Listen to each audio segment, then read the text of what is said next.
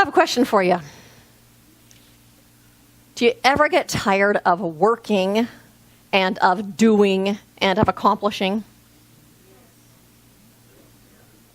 You know, in the United States, we have been raised with this Protestant or Puritan work ethic, and that Protestant work ethic says that it is our worldly calling to work hard, to be thrifty, and to be efficient. And when we work hard and are thrifty and are efficient, it is a sign of our eternal salvation. And so whether you've ever heard, I know, do you believe that? That's a sign of your eternal salvation that you're working hard. And you know what? Whether you believe that or not, whether you've ever even heard of that Protestant work ethic or not, we've been born into that collective belief and into that consciousness and into that belief system that has been in this country since it was founded. And it's still being acted out today. Do you know that in Europe, by law, every single person is paid a minimum of 4 weeks off a year? And many people get up to 7 weeks of paid vacation. And then on top of that, 4 to 7 weeks of paid vacation, they get another 21 paid holidays off. And they actually take that time.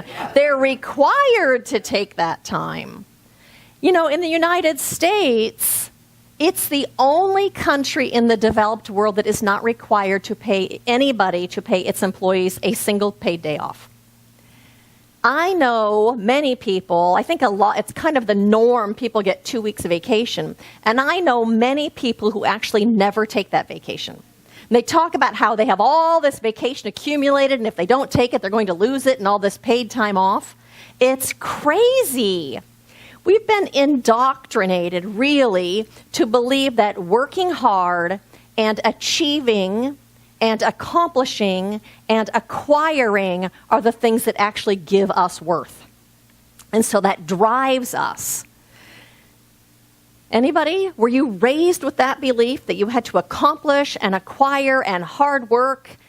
Boy, I know that I certainly was in my family. I remember, and I think I've shared this with you all, that in my late 20s and living out on my own, if it was like 3 o'clock in the afternoon on a day off and I hadn't accomplished anything, I actually started feeling anxiety and had to get up and do something productive. It's been drilled into us, whether it's ever been spoken or not, because that's the culture we live in. And so Brené Brown, in her book, The Gifts of Imperfection, which is the book study that we've been doing, talks about that. She says, we think accomplishments and acquisitions will bring joy and meaning. But that pursuit could be the very thing that keeps us so tired and afraid to slow down. That pursuit, thinking that that's what's going to bring joy and meaning to our lives. Because really, we're so busy working and accomplishing and acquiring and doing and being productive. What we really want in our lives, though, is to have meaning. What we really want in our lives is to experience joy in that meaning. And so, yes, absolutely, being successful in your job gives us a sense of meaning in our lives.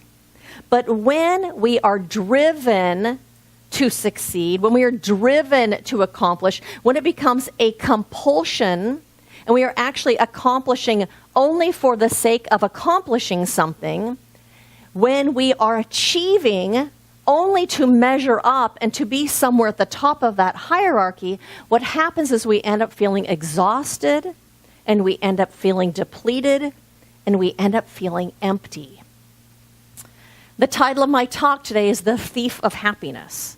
And I'm talking about living a life that is filled with meaning and how that requires, one, that we let go of that never-ending need to accomplish, to achieve, because that never-ending need to accomplish and achieve is the thief of our happiness.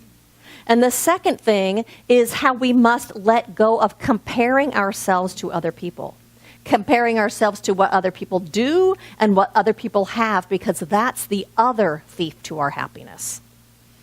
And so in Brené Brown's book, she speaks to that. And she says, the comparison mandate becomes the crushing paradox of fit in and stand out. It's not cultivate self-acceptance, belonging, and authenticity. It's be just like everyone else, only better.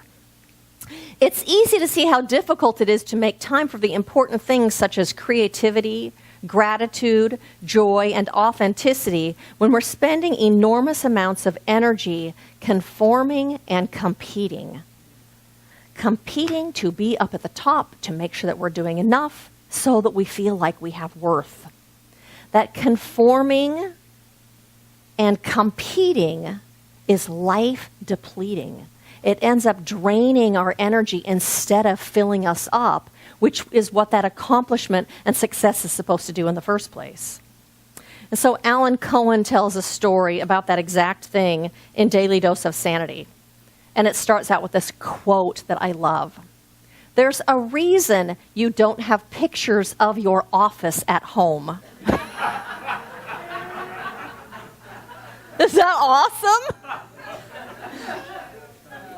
I love it. He says, a Nielsen survey of people in 46 countries revealed that at the top of the list of all New Year's resolutions was, strike a better balance between work and play. Work/life balance is a huge issue because most people are out of balance and are longing to find it. Fortunately, some companies are recognizing the crucial relationship between health and success. The Marriott Corporation, for example, has launched a huge program to help their employees create a healthier balance between home and office. The company realized that many of the health problems they were paying to correct were related to overwork, stress, and employees' lack of skill in making beneficial life choices. So their investment in their employees' well-being is ultimately an investment in the company. Work is valuable and healthy as long as you know how to stop. When your job encroaches on your marriage, family, friendships, and physical wellness, you have stepped over the line.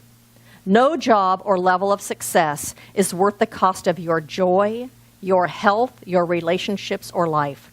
Work is supposed to enhance your life, not be a substitute for it. Visiting Japan, I have observed that people in that country would benefit greatly from better work-life balance. The Japanese work too much and do not know how to stop. Several times I have stood on my Tokyo hotel balcony late at night and seen many, many lights on in the offices in the building across the street. A couple of times I have yelled into the night, "Go home already!" It may be time to go home already, not just literally, but spiritually.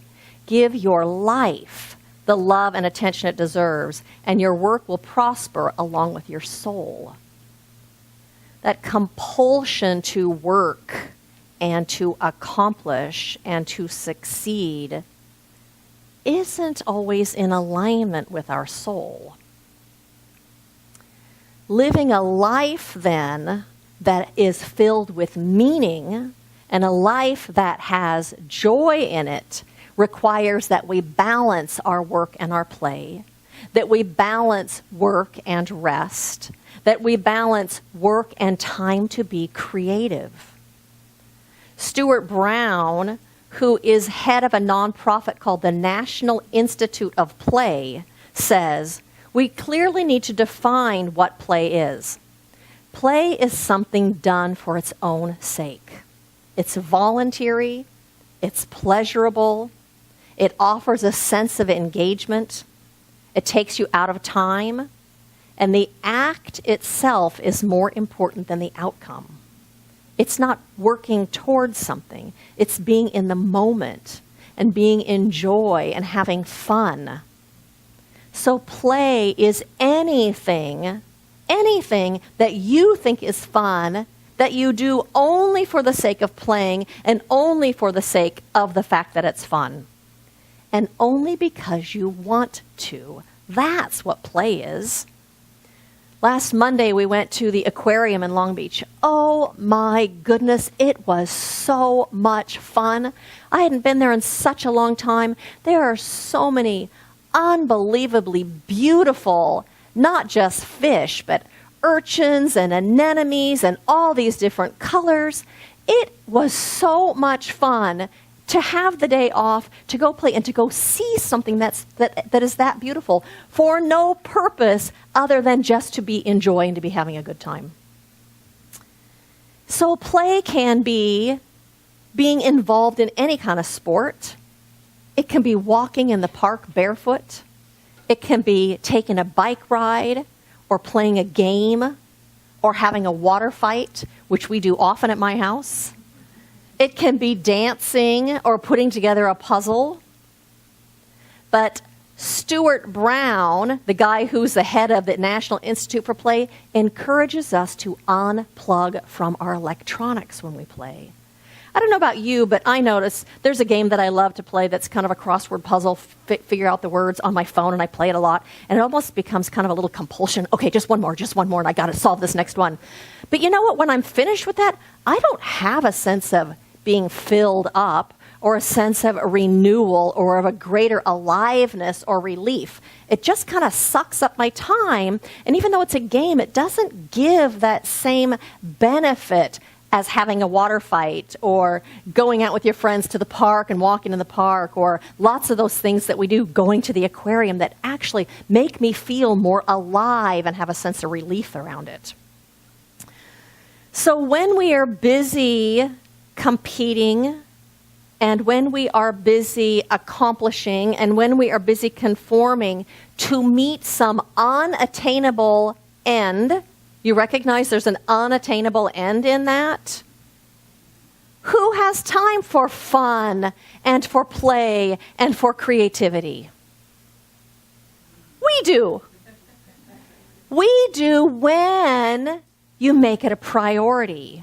We have time to have fun and to play and to be creative when we decide it's important, when we decide it's valuable.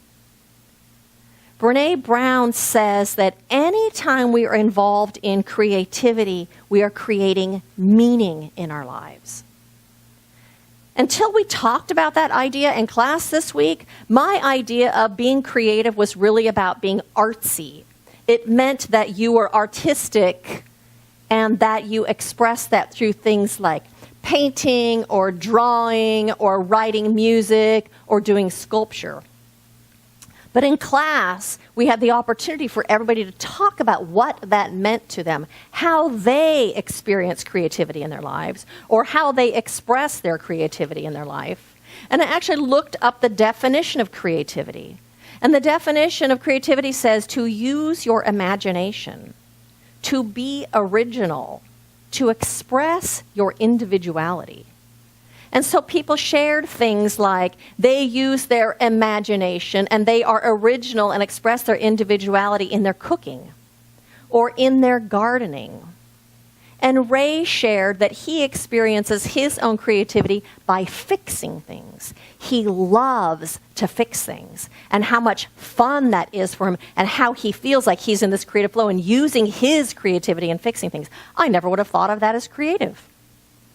I know Chris Braunschweiger uses her creativity in taking photos when she travels. And Kai shared that she experiences her creativity in writing poetry. I asked Colleen about it when I got home, and she said she experiences her creativity in her counseling because she works as a therapist. All of those things tap us into that creative avenue, that creative thing inside of us, and allow us to express that. And so I experience my creativity in decorating. I love to decorate and design. I think it's so much fun. I express it in hairdressing. Can I tell you how many times I say, oh my God, it's so much fun to make cute hair? It's really fun to make cute hair. It's not so fun to make boring hair. It's really fun to make cute hair. I experience and express my creativity when I write classes. And when I teach classes, and when I write a talk every week, I have to open up to that creativity. When we are actually creating something, no matter what it is that you like to do to create, we have fun doing it. I would not think it was fun to fix things. Whatever our creative expression is. And so I realized from talking with everybody in those groups what Brene Brown means when she says that we create meaning whenever we're involved in creativity. Because when we are involved in our creativity, what happens is we are pouring ourselves out. We are pouring ourselves out and into whatever it is that we're doing. We're expressing ourselves and our own uniqueness and our own natural gifts and talents, and we're sharing ourselves with the world. We're sharing ourselves with the other people around us. It's self-expression and capital S self-expression. That's what we're doing when we're acting in creativity. And so playing and creative expression take us to that inner essence of who we are. Because when it's just inside of us, when we say, oh, I'm a creative person, we don't experience it. We don't experience that essence of who we are. But when we're actually doing something, in that flow of it coming out, we actually get to feel it and experience and be it. When we're doing something that's creative, we experience in a real and a physical way. And so I had this thought. What if the reason that it's so satisfying to be of service or to make a positive impact in this world is because every time we do that in that same way, we are pouring ourselves out. Every time we volunteer an act of service and do some act of kindness, we are pouring ourselves and our own unique gifts and talents out into the world. And that's how we get to experience our self with a capital S. That's how we get to experience our spirit, our own spiritual and divine beingness when we do those acts. We get to experience who we are. And so what if being a beneficial presence in this world, like we talk about, is the same thing? That's how we get to experience our own divine nature, which is the same thing as when we're creating something. It's all about getting in that flow and being a part of the flow and letting it flow through us. And so in this book, Brene Brown made a list of all the things and the ingredients that bring her joy and meaning in her life. And she wrote down a list of them. And so I'm going to actually invite you to do that. There is a little piece of paper in your bulletin. And if you need a pen, will you raise your hand? Barbara will be bringing pens.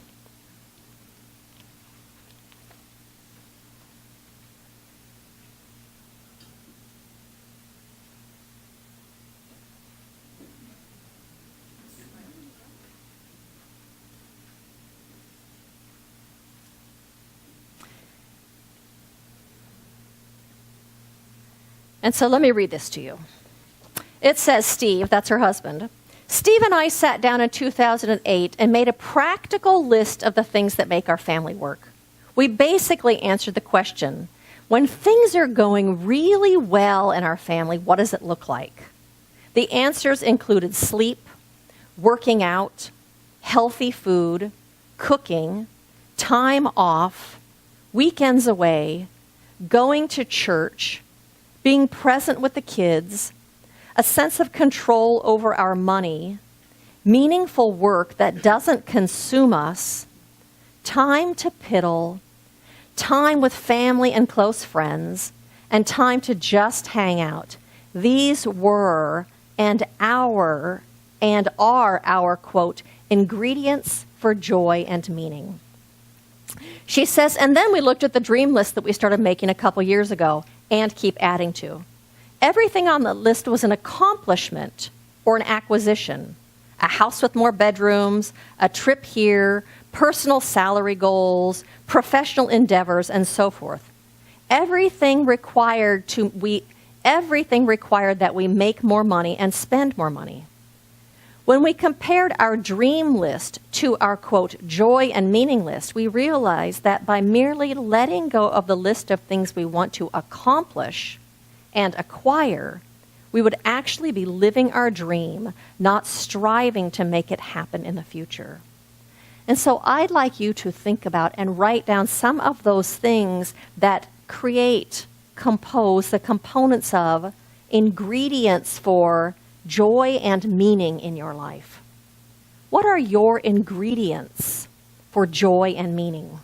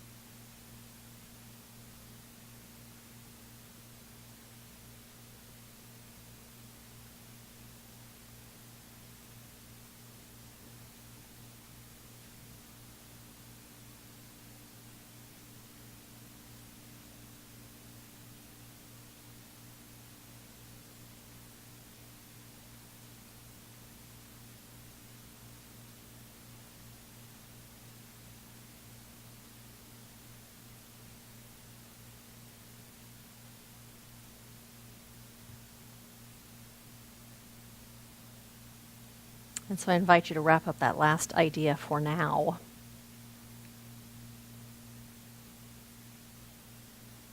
This is the beginning of a list of the things that will make for a meaningful and joyful life. That's your roadmap. And just like if you have a roadmap of how to get to New York, and you sit in your car in the driveway and never start the car, you'll never get to New York. You turn on the car and you actually drive in the direction that you want to go. So my invitation is to do those things. Those are the things for you that make your life meaningful. And I also invite you to let go of that never-ending list of things that you need to accomplish and do in order to have worth. To let go of comparing yourself to other people, of what other people have and what other people are doing, because that will never bring you happiness. And when you're trying to match up to what other people are doing, that's like this outward-driven need instead of inward. Those inward things are the things that bring you joy. And so let go of conformity. It's depleting, and it's the opposite of creative expression that we've been talking about. and take time for creativity, whatever feels like creativity for you. And take time for fun, and take time for play, and take time for rest, and take time to turn off your electronics. And as a result, you'll be living with so much more joy and creating and feeling and experiencing so much more things that are meaningful to you in your life. And so blessings to you on this path of self-discovery and of bringing your spirit into the world in a way that is so rewarding to you and to everyone around you. And blessings as you play and as you have fun and as you express your own creativity. Blessings to all of you.